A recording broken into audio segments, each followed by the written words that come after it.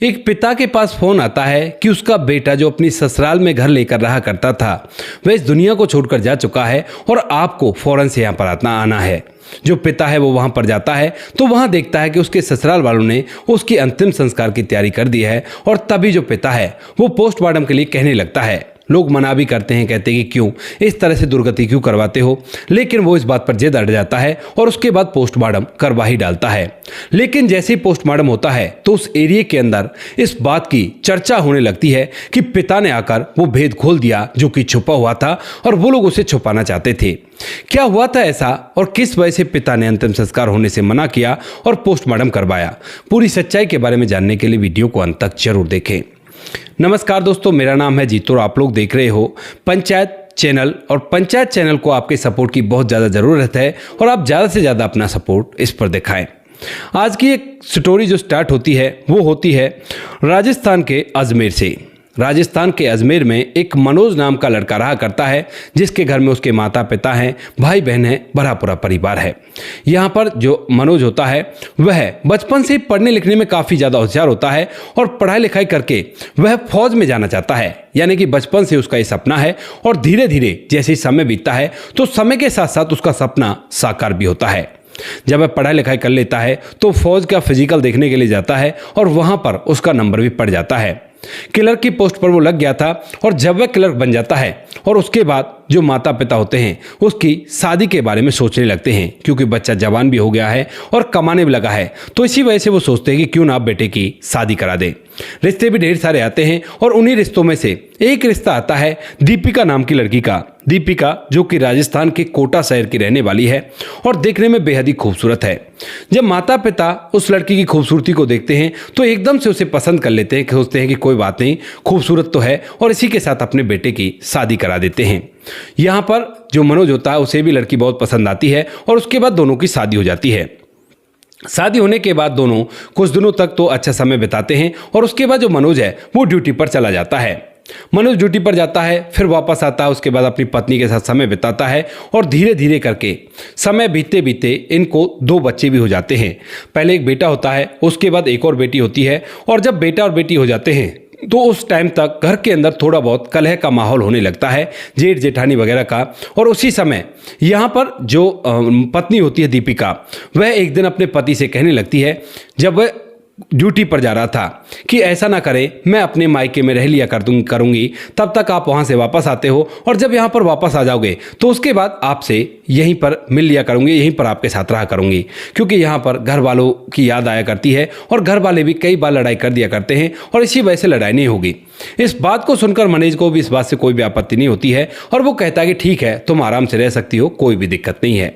अब जो दीपिका है वो अपने मायके में रहने लगती है और जब भी मनोज कभी छुट्टी आया करता तो उसी टाइम पर जो दीपिका है वह घर पर आया करती, नहीं बाकी टाइम में वो अपने मायके में ही रहा करती। यहाँ पर दोनों बच्चे उसी के पास थे तो इसी वजह से जो मनोज होता है वह वहीं से उसके अकाउंट में पैसे भी डाल दिया करता है, क्योंकि बच्चों का खर्च भी उठाना होता है और खुद का भी कुछ ना कुछ खर्च तो हुआ ही करता है। तो कुछ पैसे जो उसके अकाउंट में वो डाला करता, उन पैसों से दीपिका अपनी जिंदगी को अच्छी तरह से जी रही थी। जो मन किया वो खाया, जो मन किया वो खरीदा और जो मन किया वो पहना। इन सभी बातों के चलते दीपिका की जिंदगी में किसी भी चीज़ की कोई कमी नहीं थी और यहाँ पर मनोज को भी इस बात से कोई भी आपत्ति नहीं होती है। धीरे धीरे समय बीता और समय के साथ साथ दीपिका उन पैसों से एक फ़ोन भी ले ली थी, क्योंकि पैसे को ज़्यादा ही मनोज भेजा करता, क्योंकि पत्नी मायके में रहा करती है तो इसीलिए यहाँ पर जो पत्नी थी उन सभी पैसों को खर्च किया करती। या मोबाइल फ़ोन को लेने के बाद जो दीपिका है वो उसको चलाने लगती है और तभी एक दिन जब वह फेसबुक की प्रोफाइलों को ऊपर नीचे कर रही थी तो उसी दौरान दीपिका की नज़र एक प्रोफाइल पर पड़ती है जो कि एक देवेश नाम के लड़के की थी। अब जैसे उस फोटो को गौर से वो देखती है तो देखने से वो उसे जाना पहचाना लगता है और थोड़ी देर गौर से देखने के बाद वो उसे पहचान जाती है कि जो देवेश है वो कभी उसके साथ पढ़ा था और यही कोटा का ही रहने वाला है। उसके बाद जो दीपिका है वह उस पर मैसेज करती है। इधर से जो देवेश है वह भी उसकी प्रोफाइल पिक को देखकर उसे पहचान गया था और उसके बाद उन दोनों में बातचीत का सिलसिला चालू होता है। यहाँ पर दोनों में बातचीत होने लगती है और बातचीत के दौरान देवेश अपने बारे में दीपिका को बताता है और इधर जो दीपिका होती है वह अपने बारे में देवेश को बताती है। यहाँ पर दोनों की बातचीत कुछ इस कदर की होती है कि दोनों एक दूसरे का फ़ोन नंबर भी ले लेते हैं और घंटों घंटों तक एक दूसरे से बात किया करते हैं। अब तभी एक दिन जो दीपिका है वो मार्केट जाती है किसी काम से और वहीं पर देवेश को भी मिलने के लिए बुला लेती है। देवेश भी वहां पर आता है और देवेश को चूंकि पता है कि इसका पति फौजी है और इसके पास पैसे भी हुआ करते हैं, तो यहाँ पर जो देवेश है वो उससे मीठी मीठी बातें करता है। दोनों काफ़ी अच्छा समय एक साथ बिताते हैं और उसके बाद कहने लगता है कि दीपिका क्यों ना हम होटल ले लें और होटल में थोड़ा बहुत एंजॉय करें। तो उसके बाद जो दीपिका है वह भी मना नहीं कर पाती है और उसके साथ होटल में जाकर वो सब कुछ करती है जो शायद उसे नहीं करना चाहिए था। इसके बाद दीपिका, जब एक बार ये सिलसिला दीपिका का चालू होता है तो उसके बाद वह रोज रोज इस काम को करने लगती है और मन ही मन अपने मन को तसल्ली देने के लिए सोचा करती है कि जब तक मेरा पति फौज में है तो तब तक क्या मैं अपनी ज़िंदगी को जीऊंगी नहीं, इसके साथ एंजॉय कर लेती हूँ और जब पति आ जाएगा तो उसके साथ अच्छी तरह से रहूंगी और जब आएगा बीच में तो उस टाइम पर भी उसकी ही बनकर रहूंगी। ऐसा सोचकर दीपिका अब देवेश के साथ अपने अवैध संबंधों को बहुत ही ज़्यादा आगे बढ़ा लेती है, जहाँ से वापस आ पाना बड़ा ही मुश्किल होता है। धीरे धीरे समय बीतता है और समय के साथ साथ 2021 में जो मनोज होता है वो रिटायर आ जाता है और अब तक दीपिका की जिंदगी बड़ी आराम से व्यतीत हो रही थी। पति पैसे भेज दिया करता था, उन पैसों में से कुछ पैसे वो देवेश को भी दे दिया करती और बाकी पैसों से दोनों खूब सारा एंजॉय किया करते, होटल में जाया करते और होटल में एक दूसरे की हसरतों को खूब अच्छी तरह से पूरा किया करते। लेकिन जैसे ही पति रिटायर आ जाता है तो उसके बाद पति पर रिटायरमेंट का कुछ पैसा होता है और तभी यहाँ पर जो दीपिका है वो अपने पति से कहने लगती है कि क्यों ना अब हम लोग यहीं पर एक घर ले लें, क्योंकि तुम्हारे परिवार वालों से तो मेरी बनेगी नहीं, वो लोग पहले ही इतना जला भुना करते हैं मुझसे और तुम्हें न जाने क्या क्या शिकायत करते हैं।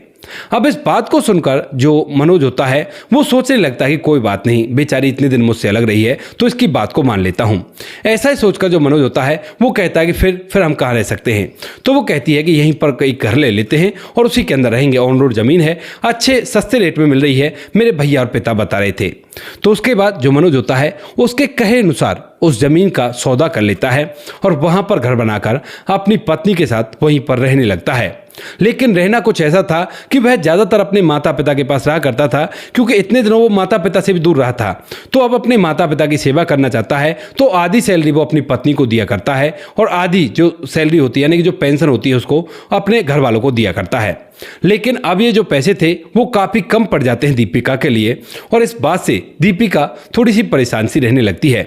मनोज कभी कभार घर पर आया करता है और जब भी अपनी पत्नी का परेशानी भरा चेहरा देखा करता है तो वह तरह तरह के बात पूछा करता है। तो दीपिका कह दिया करती है कि पैसे कम होते हैं इसी वजह से परेशान रहा करती हूँ, क्योंकि दीपिका तो अपने प्रेमी देवेश को भी पैसे दिया करती थी और उसे एंजॉय करने की आदत थी, लेकिन यहाँ पर अब उतना सारा कुछ नहीं था, केवल ज़रूरत का ही सामान था। तो इसी वजह से जब मनोज देखता है कि पत्नी परेशान है तो इसीलिए जो मनोज होता है वह अब अपने लिए दूसरी नौकरी ढूंढने लगता है और उसे बिजली बोर्ड के अंदर क्लर्क की नौकरी मिल भी जाती है। वहाँ पर रहकर वह काम करने लगता है और इसी तरह से अपने जीवन को जीने लगता है। और धीरे धीरे समय बीतते बीतते समय आता है 29 अप्रैल 2026 का। 29 अप्रैल 2026 को जो मनोज होता है वह अपने घर पर आया था, आराम से सोया था, लेकिन दूसरे दिन की सुबह जैसी होती है तो उसी समय दीपिका जोर जोर से चीखने चिल्लाने लगती है। और यहाँ पर जब अड़ोस पड़ोस वाले आकर देखते हैं तो उन्हें दिखता है कि जो मनोज है वह इस दुनिया को छोड़कर जा चुका है। वह अपने भैया और अपने पिता को बुलाती है, कहती है देखो ना इसे क्या हो गया, लगता है हार्ट अटैक आ गया, शाम को अच्छी तरह से सोए थे लेकिन सुबह उठ ही नहीं रहे। तो उसके बाद जो घर वाले होते हैं वह भी उसे सहारा देते हैं। दीपिका का रो रो कर बुरा हाल है और उसके बाद जब घर वाले पूछते कि अब क्या करना है तो वो कहते हैं कि जल्दी से अंतिम संस्कार कर दो, क्योंकि इसके घर वाले आ गए तो वो वैसे ही मुझसे जला करते हैं, कहीं ऐसा ना हो कि इसका पोस्टमार्टम वगैरह करवाने लगे और भी शरीर की दुर्गति हो जाए। इस बात को सुनकर जो घर वाले होते हैं वो ऐसा ही करते हैं, जल्दी जल्दी से अंतिम संस्कार की तैयारियों में जुट जाते हैं। लेकिन तभी वहीं का ही कोई व्यक्ति उसके पिता के पास यानी कि जो मनोज का जो पिता होता है उसके पास फोन कर देता है और कहता है कि तुम्हारा बेटा ऐसे ऐसे इस दुनिया को छोड़कर जा चुका है और उसके अंतिम संस्कार की तैयारियां चल रही हैं। पिता फौरन से अजमेर से कोटा आता है और वहां पर आकर इस पूरी प्रक्रिया को रुकवाता है। अब जो लोग होते हैं वो कहने लगते हैं कि क्या हुआ भाई, क्यों रुकवा रहे हो? तो वो कहता है कि मेरे बेटे का पोस्टमार्टम होगा, उसके बाद ही अंतिम संस्कार होगा।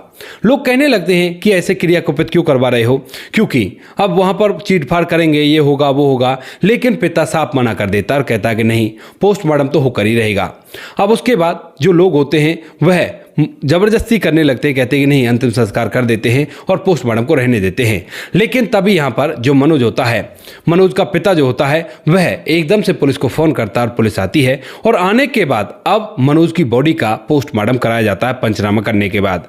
और जैसे पोस्टमार्टम होता है तो यहाँ पर एक ऐसी खबर सामने आती है जिस खबर को सुनने के बाद पिता तो क्या, उसके ससुराल वाले भी हैरान हो गए थे, क्योंकि यहाँ पर पता चलता है कि मनोज के शरीर के ऊपर गहरे घाव हैं और उसको इस दुनिया से विदा किया गया है, ना कि वह अपने आप इस दुनिया को छोड़कर गया है। इस बात को देखने के बाद जो पुलिस वाले होते हैं वह मनोज के पिता से पूछते हैं कि आपको किसी पर शक है। तो यहाँ पर मनोज का पिता सीधी सीधी बात कहता है कि शक क्या, मुझे पूरा यकीन है कि इसके पीछे जरूर इसके ससुराल वालों और इसकी पत्नी का हाथ हो सकता है।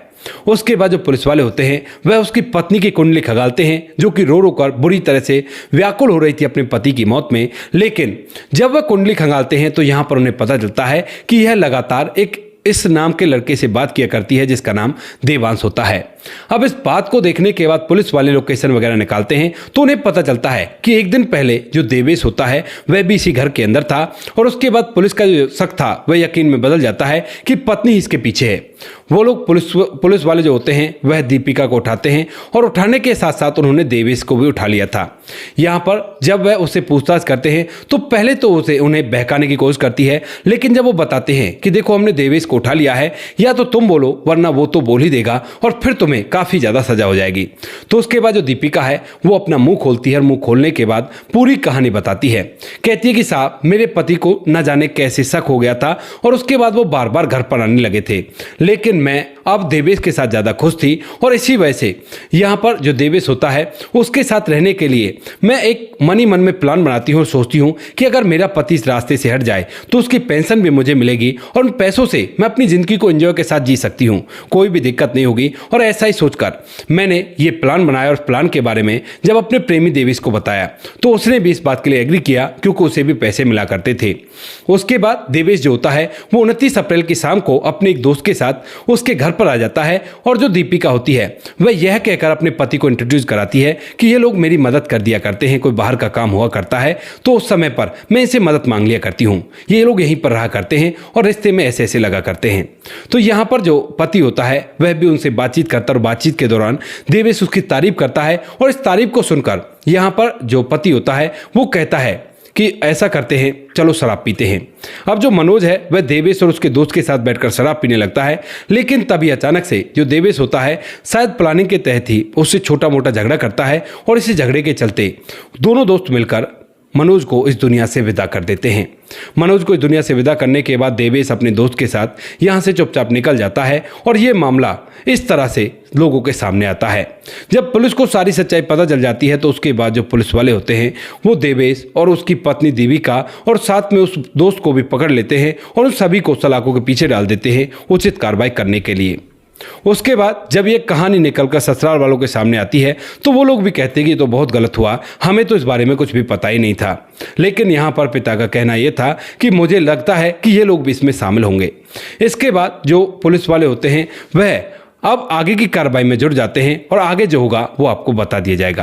तो दोस्तों ये थी आज की कहानी। आपको जैसी भी लगी हो कमेंट सेक्शन में बता देना। वीडियो अगर अच्छी लगी हो तो वीडियो को लाइक और चैनल को सब्सक्राइब जरूर करें, ताकि हमें थोड़ा सा हौसला मिल सके आप लोगों के लिए ऐसे अच्छे वीडियो बनाने के लिए। इन कहानियों को सुनाने का उद्देश्य किसी को परेशान करना बिल्कुल भी नहीं है। ये कहानी आपको इसलिए सुनाई जाती हैं ताकि आप लोग इन कहानियों में से कुछ ना कुछ सीख सको और अपने जीवन में उस चीज़ को अप्लाई कर सको। मिलते हैं किसी नेक्स्ट वीडियो नए टॉपिक के साथ, तब तक के लिए जय हिंद, जय भारत, जय हिंदुस्तान।